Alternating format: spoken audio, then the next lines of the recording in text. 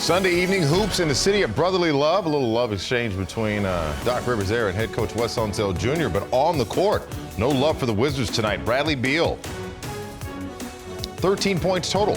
KP with 9. Kyle Kuzma with 12. It was Corey Kispert off the bench, tying a career-high 25 points. Final score, 112-93. The Wizards taking a loss in Philly to split the season series with them. Glenn Consor here with me at Wes Hall. Of course, Chris, Glenn, Megan, in a moment, you can hear a bit of frustration coming from me because obviously I was frustrated being down 5 at the half. The Wizards only won the second quarter tonight. Not a good night shooting from behind the arc. A lot of things did not go well for Washington, knowing as much as we need this win. Glenn Consor, what did you see? Well, what I saw was in the beginning of the second half is really where they kind of lost their rhythm offensively. And what they were doing is they were jacking up threes and not making them, and then Philly was coming down getting twos. So they extended the lead that way, and the Wizards struggled from three, let's face it. And it's another one of those nights. However, the big three, 13 of 41. Porzingis, Beal, and Kuz went 13 of 41. It is going to be difficult to win games that way. I don't care if you could overanalyze this thing all you want. It doesn't matter. They needed those guys to make shots tonight. It just didn't happen. I thought the fact that Philly had 29 assists was also revealing. Sometimes stats are revealing and sometimes they're not. Tonight, the assist category jumped out at me. Wizards were not disruptive enough on defense. 29 assists is a whole lot of assists. Wizards only had 19. I think that was a factor. Glenn Consor, we know that Joel Embiid is the focus of their offense. Everybody knows. I mean, he's got MVP numbers, 34 points tonight. It's not so much my concern about him as looking at what you mentioned about the Wizards' big three, a combined 34 points. Right. Matter of fact, they had 20 in the first half, the big three did. They only combined for 14 points in the second half. 24 minutes, 14 points out of those three. Glenn, you got to fix that before Tuesday because we're back in Detroit. Well, excuse me, we're back in D.C. against Detroit. You know, Wes, you're going to have nights when you can't make shots. You know, and we've seen the big three over the last couple of games. Wizards have lost 5 out of 6. Even in those losses, those guys have scored. In this game, it just didn't happen. You're going to have nights when it's rare to have nights when all three guys are off. You're going to have nights when maybe Beal's off, Kuz and KP are hot, vice versa. Tonight, it was the perfect storm. Those three guys couldn't make shots. I thought the Wizards shot too many threes in the third instead of looking to get paint points, which probably would have kept them closer in there, making the extra pass. But sometimes you want to shoot yourself in or shoot yourself out. And the Wizards didn't do it in the third quarter, and by the time the fourth quarter came, it was too late. Yeah, they had shot 1 for 10 from deep combined for the big three tonight. Like you said, some nights it rolls in, some nights it doesn't. I want to bring Chris and Drew and get their thoughts in it because, as I've said before, we know the value of every game remaining thus in the season. We got 14 more after tonight, 9 of them back in D.C. Tuesday, it's Detroit. Chris and Drew, help us figure out how we clean this thing up and kind of wash this one away as much as possible. Well, listen, it's getting close to baseball season, and what happened tonight, the Wizards got thrown a curveball. You're not going to get too many times or games where this big three are not, one of them is not going to have 20 points at least, and all three of them, when it came to offense, just could not put the ball in the hole. But with that being said, what offsets that? Them being playmakers, and then also creating for others on your team. You heard Kyle Kuzma in the comments, he had a couple games back that they need to do a better job of getting others involved. Well, tonight, that was the perfect opportunity to do that, but the only other was Corey Kispert.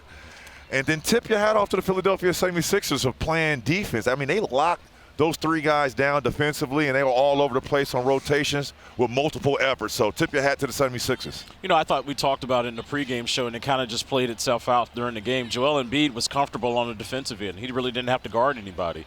He only committed 1 foul tonight, got his average in terms of points, and really sat in the fourth quarter. I thought he was way too comfortable. And, you know, Glenn, we talked about that. You've got to get him in foul trouble. You got to make him work. And he just didn't really work on that end. And for Kuzma, Porzingis, and Beal to have an off night like that, I think it's an anomaly. I don't think it's going to happen again. It's just a weird quirk in the game. But as Drew said, big-time credit to Corey Kispert for stepping up. I think it's huge for a young player to come on the road and have success like that. You remember his first start I think he had was at Madison Square Garden. He had a big game. We're seeing some growth and development in his game, not just a three-point shooter like we said. He caught a body tonight on Paul Reed. cutting to the basket. I think he was perfect from the field inside the three-point line in that first half. So, you give credit to Corey for showing up. But this Wizards team, this is not the time of the year where you want to start struggling. Again, as I said, they woke up this morning seeing that they were on the outside looking in of the play-in tournament. But guys, we talked about a diversity of offense, and you see here Corey Kispert tonight, the first 3 times that he cut without the ball, one's a corner 3, the second's a layup, the other one's a dunk. Drew, that's what you need from the others. How do we get everybody else to play along and do what Corey's doing? Watch Corey. do what he does.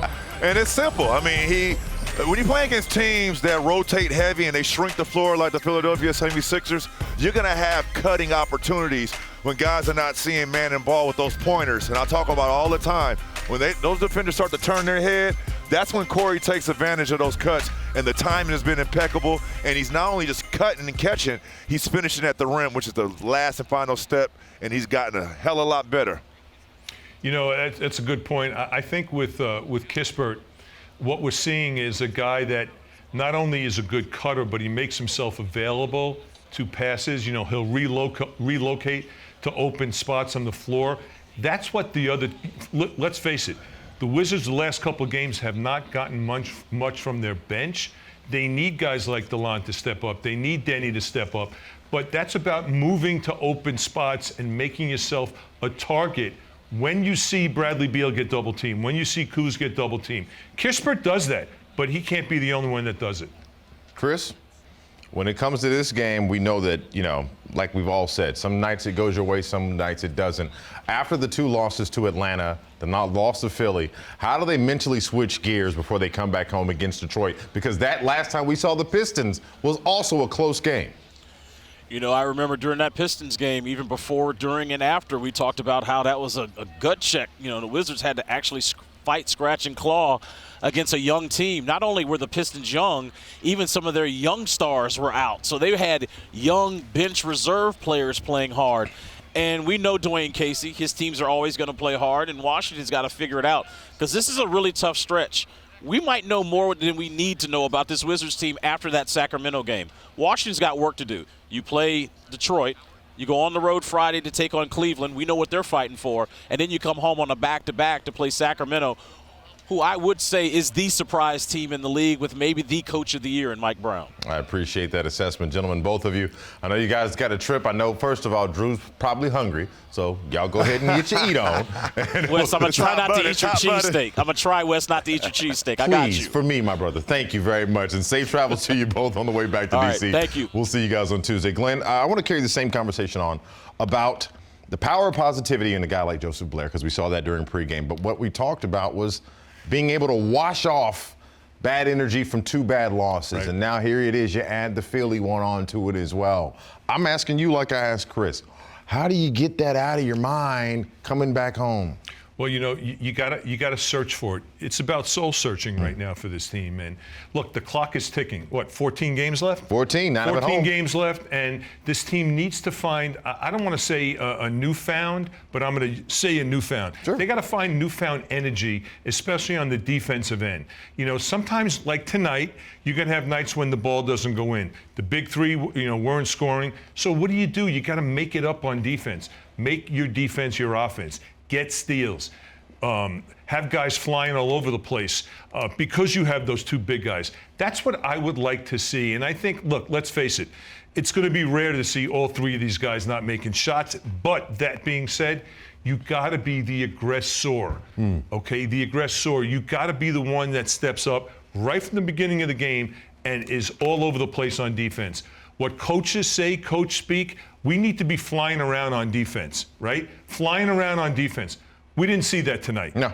We just saw guys playing defense. It's not that they didn't play hard. They played hard, but it's got to be more than that. You got to take some gambles. You got to step into passing lanes. Get your running game going. If you're not making shots in your half-court sets or you're not making threes, go, get it and go. Run the basketball. Get it off the glass, kick it ahead, get some easy buckets. Make the opposing team get back in the transition game. That's exactly why I want to bring Megan McPeak to join this conversation, because, Megan, I've got a rather binary question, but it's got some juice on both sides of it.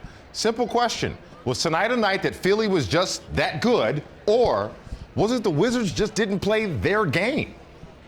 I think it's a bit of both, to be honest, because at the end of the day, two things can be right at the same time. Philly had everybody firing on all cylinders. I talked about it at the top of the game right before tip-off. The others, that was something that you had to be concerned about as well, too, not just Joel Embiid and James Harden. Because of the way that Harden and Embiid play together and the way that they uplift and empower their teammates, the others, that's when you get to see them rocking and rolling on all cylinders, and we saw it tonight.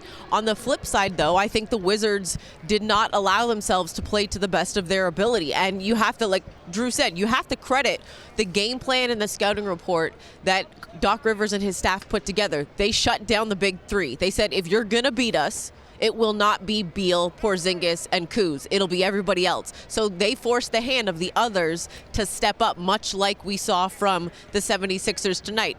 You got it from Corey Kispert. It was just the rest of the others, unfortunately, did not have the ability tonight to put the ball in the hoop. And some nights that happens. You have to keep in mind, and although it's not as an excuse, because every team will go through stretches where they're playing, 4 and 5, 6 and 7, 8 in 10 days. And right now, that's that stretch of games where the first 2 weeks of March were really a strong gauntlet of games and back-to-backs and one day off between games. At the end of the day, it's not an excuse, but I think fatigue was a huge factor in this game, and I'm hoping that they can get home, bounce back with this being a 6 o'clock start, although you factor in daylight savings as well, too.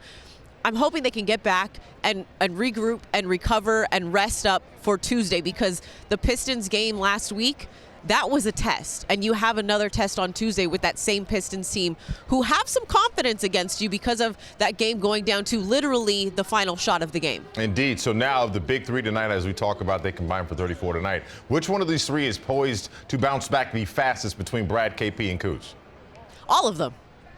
Like, it's not just one of them. I think all of them will recognize, okay, you know what? We didn't have it tonight. They did well defensively. They shut us down. They did what they needed to do. I think all of them come Tuesday will look each other in the face. They'll look within the locker room, and they'll say, you know what, guys? We know what happened when we were in Detroit for that postponed, rescheduled game.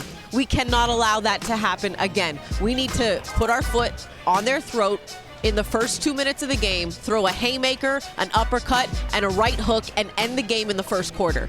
That way you can rest the guys, get them some extra time, the starters. You can get your bench into the game again, get some extra minutes for them, some extra experience. But I think the big three will all bounce back against that Pistons team, because like I said before that Pistons game last week, Wes, who do they have that can stop all three of them at the same time? Keith Sweat sang a song, said nobody. That's what I heard. I mean, I'm not going to sing it right now, but that's what's in my heart. But Glenn Consor, the same question goes to you.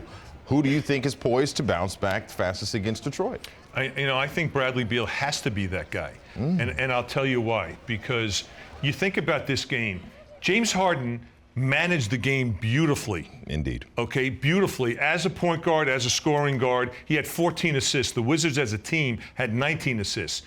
Bradley has the capability of taking games over. He's that good. So he's going to have to manage the next game the same way Harden managed this game. Doesn't mean he's going to get 14 assists, Wes, right, but it does mean he can be the guy. But it's got to be a team effort, and they got to be collectively as a team, be the aggressor on defense. They got to muck it up on defense. Change your defenses. If you play in Detroit, you got Jaden Ivey. He had a great game the last game, right? Double him early. Make him an early passer. Don't let him go. Don't let him hit driving lanes. You got to get the ball out of his hands. So you got to show different looks defensively to win games. And I think the Wizards are more than capable of doing that. I appreciate that, Glenn Consor. Got to take a quick break real quick. Pay some bills. Megan, don't move. On the other side, we got to continue the conversation about what Corey Kispert's been able to do later on in the show. Obviously, a KP one-on-one. All about solutions. That's what we're here to do. And if Corey Kispert cut into the basket, if that's the mood he's in, stay like that for the rest of the season, bro. I am not mad at you. Corey got bounced. You have been put on notice. Post-game live back in a moment.